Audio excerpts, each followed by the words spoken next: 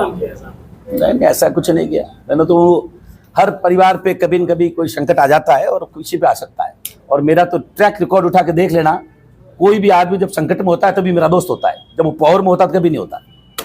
भास्कर से मेरा सबसे बड़ा चैलेंज है कि इस झूठ को पब्लिक तक कैसे पहुंचाऊं, ये मेरा चैलेंज है। मैं लगा हुआ हूं कि एक एक तक पहुंच के झूठ को पहुंचा दूं। भारी मुद्दा है, कोई उठावे तो भारी मुद्दा है। अब कोई छापे ही नहीं, दिखे ही नहीं, तो क्या करें हम लोग? थी नहीं तो पकड़ नहीं पाई थी ढंग से। अब इन्होंने 45 आदमी को पकड़ लिया। अरे सर बात तो सुन लो, जब आप पेपर कांड में 45 लोगों को पकड़ लिया तो साहब थोड़ा ऐश्वर्य जी को बोलो अभी पकड़ लो यार, संजीवनी में भी। कौन? तो ये जो चिल्ला रहे बापड़े, सुनो, जो ये चिल्ला रहे बापड़े आकर के मेरे पास आना, बताता हूं आपको, वो चिल्ला रहे हैं, वो गलत चिल्ला रहे हैं। जिसका पैसा गया उसको जाकर पूछो दोषी है कि नहीं है। मानहानि दावा होने से कोई करता किसी भी लाभ क्या होता है? ऐसा आदर्श घोटाले की चर्चा नहीं होती है, संजीवनी की चर्चा होती है, क्या कारण है? चर्चा करो, हम भी आपके साथ करेंगे। आदर्श घोटाला वाला जेल में, संजीवनी कर रहे हो, आदर्श का कोई नाम ही नहीं लिखा है। अब मैं बताऊं क्यों है। एक मिनट सर, अब तो सुनो तो सही। सुनोगे? क्वेश्चन पूछ लो, सुनोगे भी नहीं। आदर्श घोटाला में कोई भी भारत का कैबिनेट मंत्री इन्वॉल्व नहीं है। एक घोटाला नॉर्मल आदमी करता है, उसका अलग कॉन्सिक्वेंसेज होते हैं। एक घोटाला देश का रेस्पॉन्सिबल आदमी इन्वॉल्व होता है, नाम आता है, तो उसके कुछ दूसरे मायने होते हैं, ये मायने होते हैं। बाकी अगर ऑलरेडी अंदर है, ऑलरेडी जितने उसके घोटाले में है वो आदमी अंदर है, तो कौन मना कर रहा है? सब जेल में है वो। विकास के लिए दिए, उसके चौगुना बजट दिया इन 10 सालों में इन्होंने। क्या दिया आप बताओ तो सही। आप तो अपना दूसरी बात जोधपुर में कहीं करो, बताओगे नहीं आप 10 साल जोधपुर की बात करो ना आप। इनमें थोड़ा जोधपुर का तीनों तो तीनों विधानसभा में एक, तो आप कौन बोलो? उन्होंने खुद ने नहीं, आप कैसे बोलेंगे? ऐसा नहीं होता है।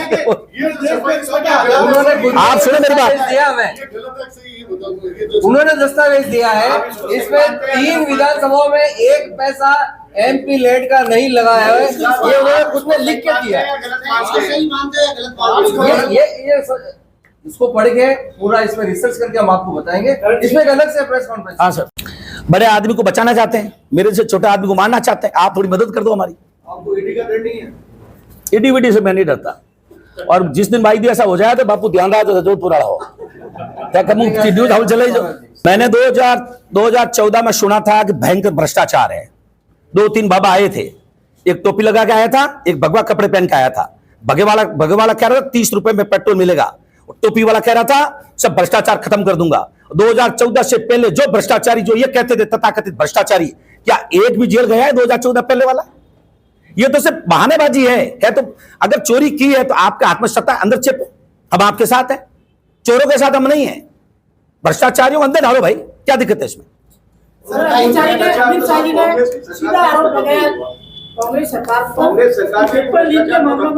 मैं ये नहीं कहता कि ये छड़ी है अंदर डाल देंगे, पर आप एक आदमी भारतीय जनता पार्टी का बताओ जो इन्होंने अपने आदमी को जेल में डाला हो। नहीं, हमने तो जब भ्रष्टाचार पता चले कलमाड़ी से लेकर सब लोग हमारे टाइम जेल गए थे, हमारे लोग। उनका दोष और कौन सा सिद्ध हुआ? एक सिद्ध नहीं हुआ, सब बरी हुए, एक सिद्ध नहीं हुआ। ये तो मैं अभी क्वेश्चन किया हूं आपको कि 2014 में जो कह रहे थे चोर है, उस एक चोर को अंदर डाला क्या इन्होंने? हमने डाला, इन्होंने कौन सा डाला? सर पेपर लीक के मामले में कांग्रेस जो है भाजपा लेने की कोशिश कर रही है। पेपर लीक में यूपी में भी हो गए, मैं ये नहीं कहता यूपी में हो गए, राजस्थान में सही है। पेपर लीक में हमने सरकार के खिलाफ जाकर के हमारे उस समय के नेता सचिन पायलट साहब ने पैदल यात्रा करी थी। इसमें क्या है?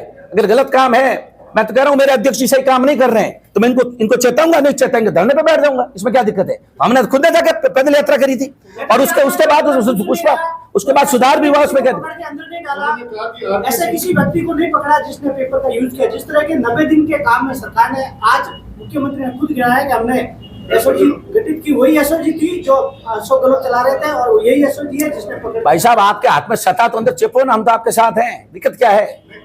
कांग्रेस ने क्यों नहीं डाला? कांग्रेस में अपने टाइम में जितना कर सकती थी करी है। अब इन्वेस्टिगेशन ऑफिसर चेंज होने पे डेफिनेटली नयापन आता है, उसमें नयापन आया है। और अगर कुछ अंदर डालते हैं स्वागत करते हैं। ये नया पर आज तक से अशोक जी अंदर क्यों गए थे? उस समय क्या था? क्या था उस समय? इन्वेस्टिगेशन करी होगी, उनको नहीं मिले होंगे। क्या सरकार की मंशा है अंदर डालने की नहीं थी? 100% थी ऐसे विषय में।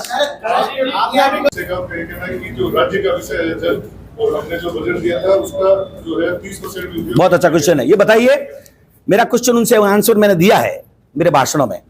जब उत्तर प्रदेश में आप सरकार, केंद्र सरकार 90% पैसा केंद्र का भेज रही है, तो माननीय मंत्री महोदय जी, आप में क्या कमी है कि राजस्थान में आप मात्र 40% पैसा भेज रहे हो?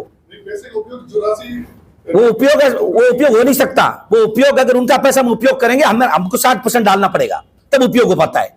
तो मेरा क्वेश्चन है कि आप यूपी में 90% क्यों कर रहे हो? आप स्टेट की प्रायोरिटी नहीं थी, जल पोषण राजस्थान सरकार की जिम्मेदारी नहीं थी जल पोषण की, उन्होंने क्यों नहीं बजट दिया? स्टेट की जिम्मेवारी है हर आदमी। अब मैं जवाब तो सुन लो, पूछ लिया आपने।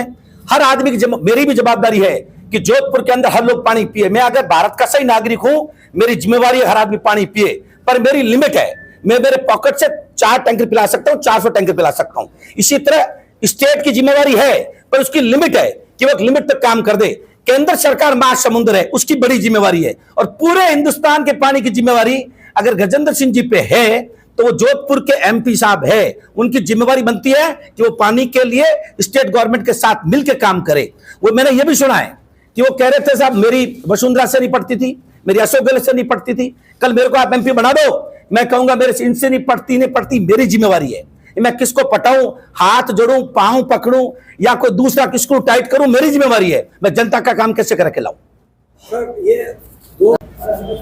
नामांकन में माननीय पूर्व मुख्यमंत्री अशोक गहलोत साहब, हमारे युवा दिलों के सम्राट माननीय सचिन पायलट साहब जनरल सेक्रेटरी, हमारे जनरल सेक्रेटरी इंचार्ज रंधावा साहब, हमारे प्रदेश अध्यक्ष जी गोविंद सिंह जी डोटासरा साहब, हमारे विपक्ष के नेता जूली साहब, और हमारे एआईसीसी सेक्रेटरी वीरेंद्र सिंह जी राठौर साहब, और हमारे प्रगट सिंह जी, ये प्रमुख लोगों में से ये लोग आ रहे हैं। आप लगातार सोशल मीडिया पे देखा था जिसमें आपके पोस्टर में सचिन पायलट नहीं है, राहुल गांधी नहीं है, जिसको लेकर सोशल मीडिया पे देखा प्रश्न उठाया गया कि आपको पोस्टर में हो गए।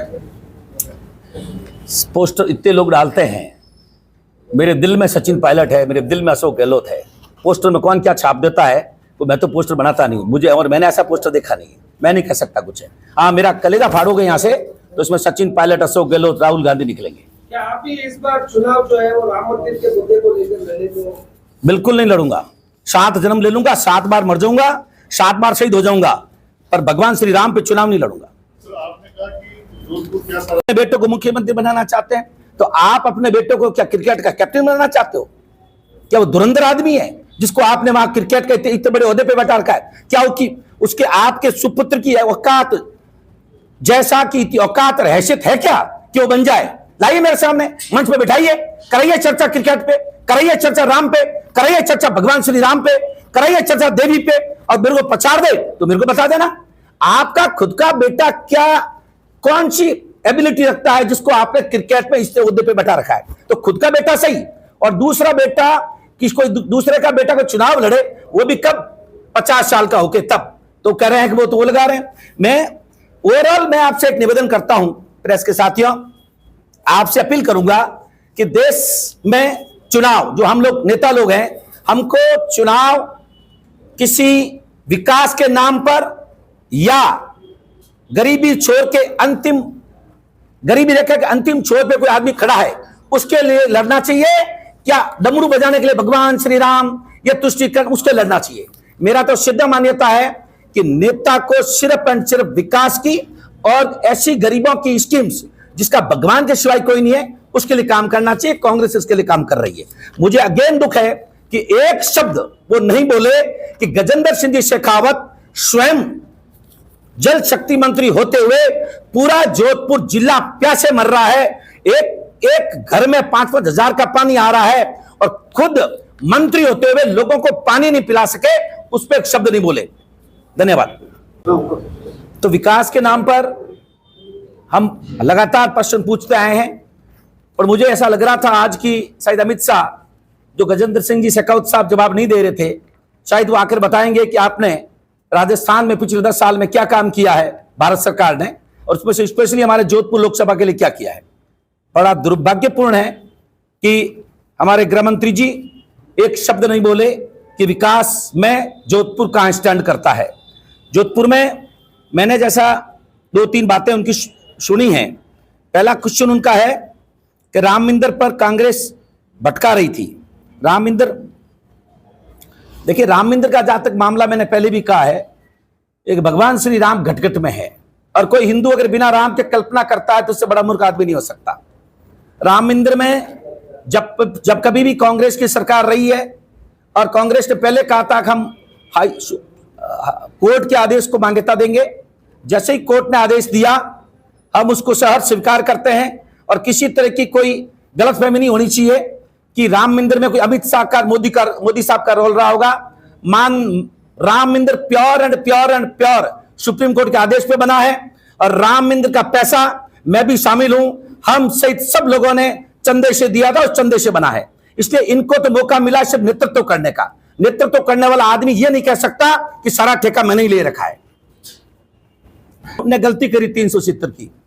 अमित शाह जी आज से 50 साल आप फ्लैशबैक जाओगे, जिस दिन देश आजाद हुआ था उस समय देश में 70% लोग बिना कपड़े के सोते थे, और 40% लोग बिना खाने खाए हुए सोते थे।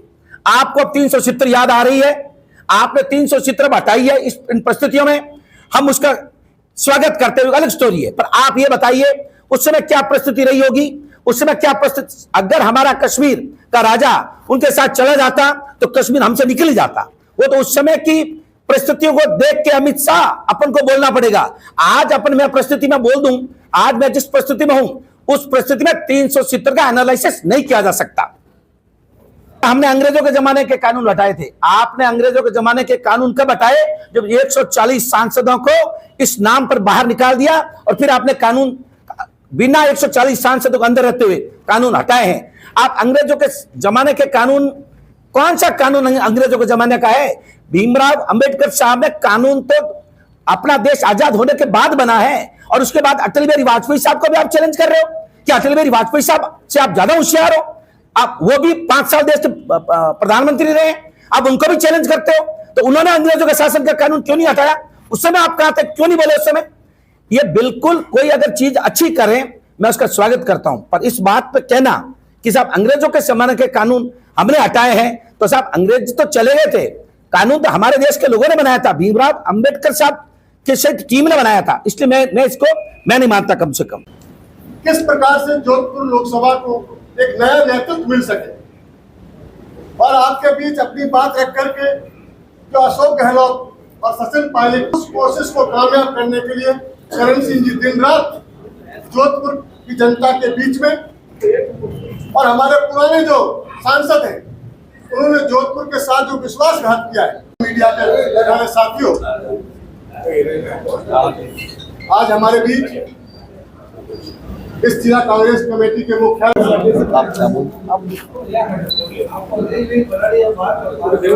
आप सबका जिला कांग्रेस कमेटी में मैं हार्दिक स्वागत करता हूं। आज हमारे माननीय गृह मंत्री जी अमित शाह साहब अभी जोधपुर आए थे। मैं पिछले 1 महीने से लगातार एक बात पूछ रहा हूं माननीय सांसद महोदय से कि आपके 10 साल का हमको रिपोर्ट कार्ड दीजिए, आपने कहाँ कहाँ पर काम कराए हैं हमको बताइए। अच्छा होता कि अमित शाह इस 10 साल का रिपोर्ट कार्ड हमको देते, भारत का रिपोर्ट कार्ड, और उसके साथ साथ उसमें से निकाल के राजस्थान का बताते, राजस्थान के साथ साथ जोधपुर का बताते। मैं लगातार कहता आया हूं बहुत रेस्पॉन्सिबिलिटी तरीके से कि पिछले 10 साल में माननीय सांसद महोदय ने जोधपुर में कुछ भी काम नहीं कराया है, और